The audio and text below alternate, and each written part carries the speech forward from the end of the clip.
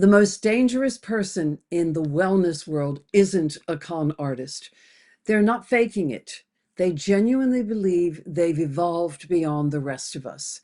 And I've sat in the room with them many, many times. Hi, my name is Michele Paradise, and welcome to my YouTube channel, or welcome back if you're already a subscriber. If you're not, please hit the subscribe button and the notification button.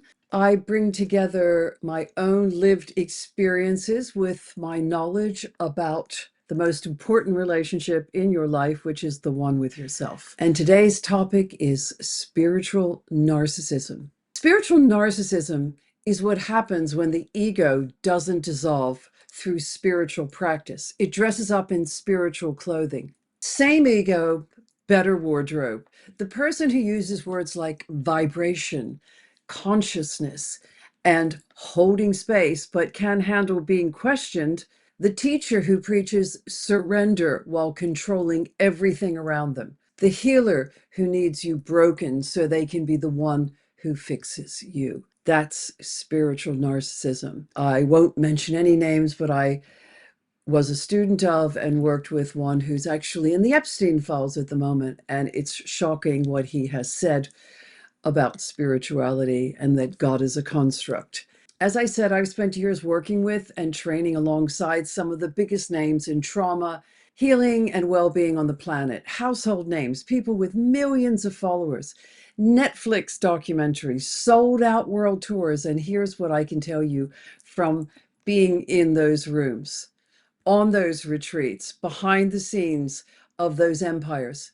Not one of them has it all figured out. Not one. Some of the most wounded people I've ever encountered have been the ones standing on the stage telling everyone else how to heal.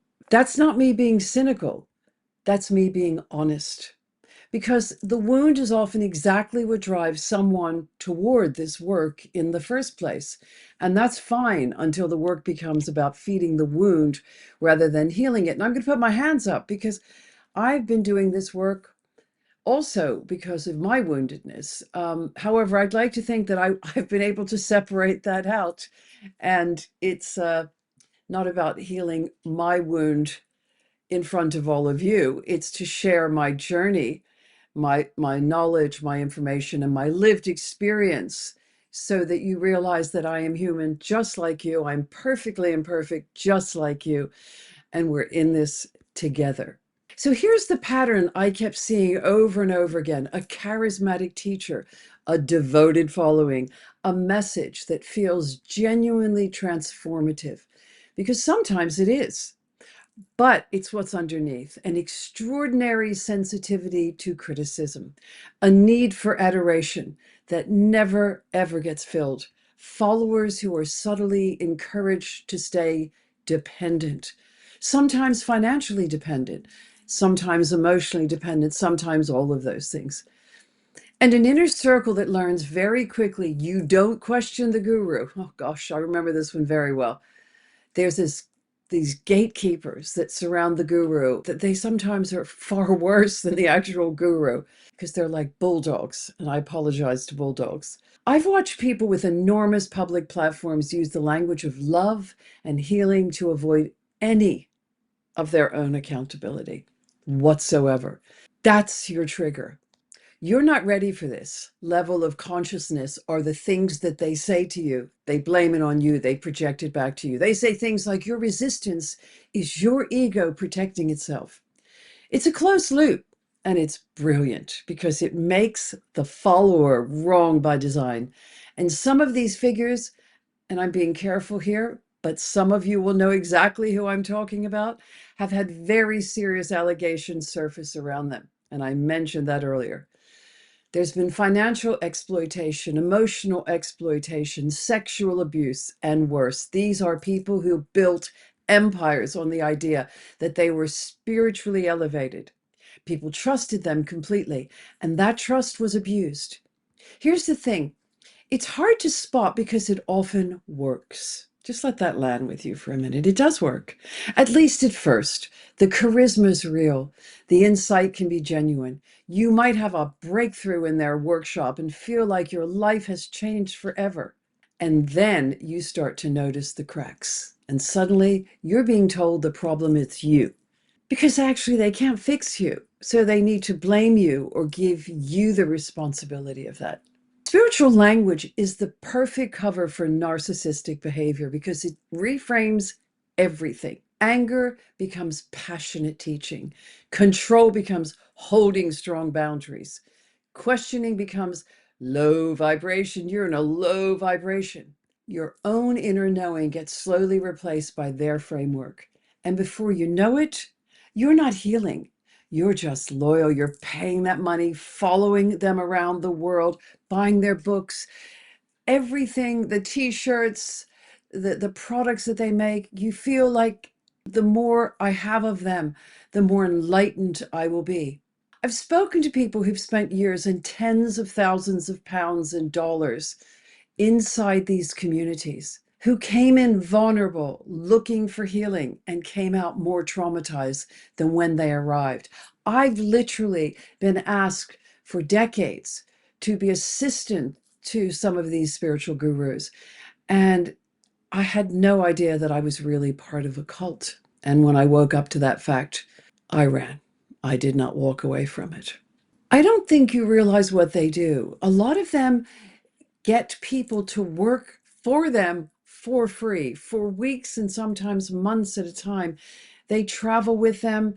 They pay their own airfare, their own hotels. They show up at their events. They have badges or lanyards on and they feel really, really special. I've been there. I know. And the whole time, the guru is counting the money all the way to the bank because you're getting nothing. Sometimes we didn't even get any money for lunch. You were on your own because you know what? You're meant to be grateful that you've been asked to be there. You're meant to be grateful that you're rubbing shoulders with these great, amazing people.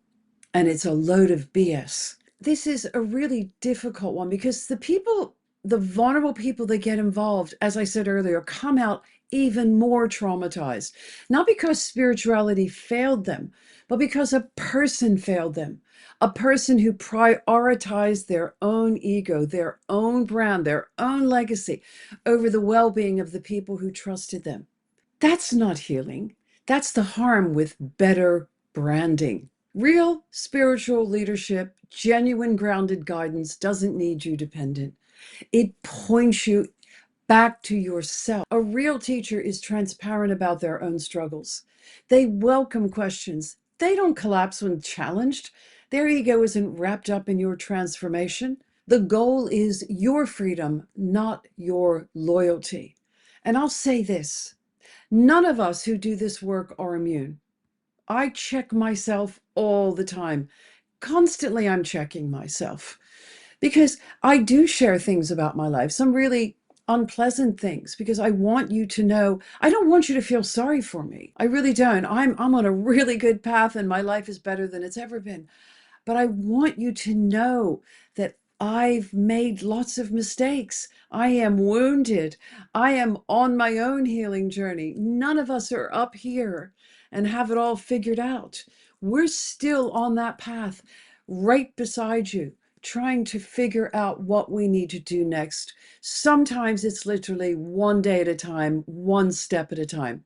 Because the same drive that makes someone want to help people can, if you're not careful, become something that's really about you.